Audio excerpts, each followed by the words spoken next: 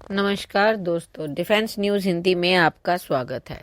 आज की मुख्य खबरें। बहुभूमिका संचालन के लिए भारत को अपना बॉस हाइब्रिड गश्ती पोत देने की पेशकश की रूबिन डिजाइन ब्यूरो ने। रूबिन डिजाइन ब्यूरो एक प्रमुख रूसी जहाज निर्माण कंपनी ने भारतीय नौसेना को बॉर्डर और ऑफशोर सबमर्सिबल सेंट्री यानी BOSS के नाम से जाना जाने वाला एक अभिनव हाइब्रिड पोत अवधारणा प्रस्तुत की है। बॉस परियोजना, जो एक पनडुब्बी के कार्यों को सतह पर गश्त करने वाले पोत के कार्यों के साथ अद्वितीय रूप से जोड़ती है, उसका उद्देश्य भारतीय नौसेना या तटरक्षक बल के लिए शांति और युद्ध दोनों भूमिकाओं को पूरा करना है। बहु कार्य क्षमता पर विशेष ध्यान देने के लिए बॉस पनडुब्बी रोधी युद्ध निगरानी और प्रशिक्षण मिशनों के लिए एक परिसंपत्ति के रूप में काम कर सकता है। अगला, नेत्रा Mk1A के लिए ग्लोबल 6000 प्लेटफॉर्म की पेशकश की। भारतीय वायुसेना के अतिरिक्त हवाई चेतावनी और नियंत्रण प्रणाली की आवश्यकता को पूरा करने के लिए बॉम्बार्डियर डिफेंस ने भारत की अगली पीढ़ी के स्वदेशी AWACS नेत्रा Mk1A के लिए बेस प्लेटफॉर्म के रूप में अपने ग्लोबल 6000 बिजनेस जेट का प्रस्ताव दिया है। IAF वर्तमान में एम्ब्रेयर ERJ-145 प्लेटफॉर्म पर आधारित 3 नेत्र Mk1 AWACS संचालित करता है और उसने उन्नत नेत्र Mk1A सिस्टम के 6 और हासिल करने की योजना बनाई थी। हालांकि ERJ-145 का उत्पादन बंद कर दिया गया है, जिससे इस प्लेटफॉर्म पर नई इकाइयां हासिल करने में IAF के लिए चुनौतियां तो बढ़ गई हैं। बॉम्बार्डियर ग्लोबल 6000 की उन्नत क्षमताओं और साब ग्लोबल आई जैसे समान विन्यास में सिद्ध भूमिका के बावजूद सूत्रों से संकेत मिलता है कि भारतीय वायुसेना अपने मौजूदा नेत्रा Mk1 इकाइयों के साथ बेड़े की समानता बनाए रखने के लिए किसी भी प्रयुक्त ERJ-145 बाजार को आगे बढ़ा सकती है। अगला, GTRE को मिलेगा पहला निजी तौर पर निर्मित STFE इंजन।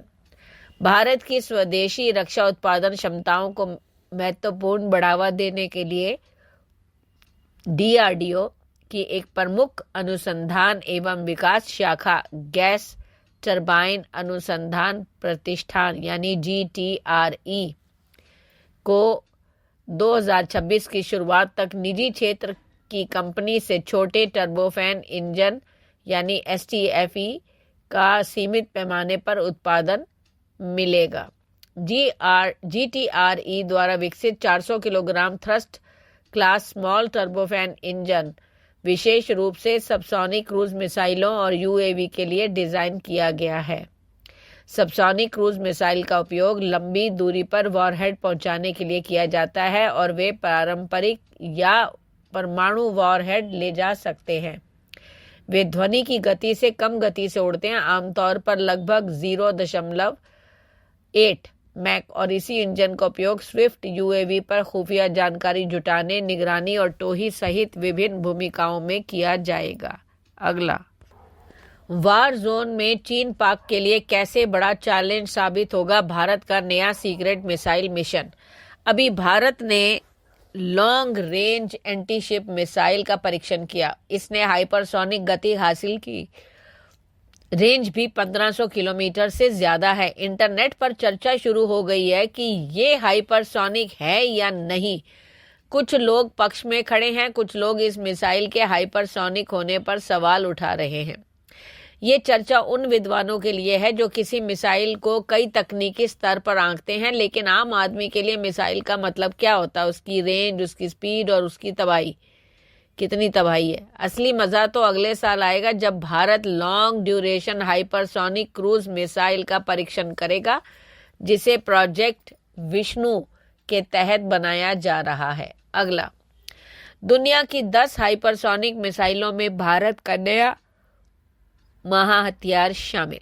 भारत ने लॉन्ग रेंज एंटीशिप मिसाइल नाम की हाइपरसोनिक मिसाइल का सफल परीक्षण कर लिया है। यह 1500 किलोमीटर से ज्यादा रेंज वाली मिसाइल है जो 11,113 किलोमीटर पर आवर की स्पीड से उड़ान भरती है। भारत ब्रह्मोस 2 पर भी काम कर रहा है। यह भी 600 किलोमीटर पर आवर से ज्यादा स्पीड में उड़ान भरेगी। इसकी संभावित रेंज 600 किलोमीटर होगी। अगला, न्यूक्लियर बम के ट्रिगर पर पुतिन की उंगली। अगर इन 5 में से कुछ भी हुआ तो नहीं बचेगी दुनिया।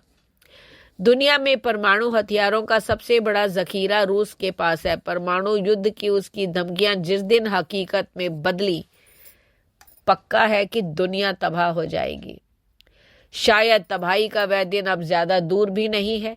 रूसी राष्ट्रपति व्लादिमीर पुतिन के लिए परमाणु हथियारों को लॉन्च कर पाना बेहद आसान हो गया है। पुतिन ने मंगलवार को रूस की नई परमाणु नीति पर हस्ताक्षर कर दिया। इसमें कहा गया है कि न्यूक्लियर पावर का सपोर्ट लेकर कोई देश अगर रूस पर हमला करता है तो इसे साझा हमला माना जाएगा, यानी रूस उस परमाणु शक्ति संपन्न देश के खिलाफ भी परमाणु हथियार चला सकता है। नई नीति को मंजूरी देकर पुतिन ने परमाणु युद्ध का खतरा कई गुना बढ़ा दिया है। धन्यवाद।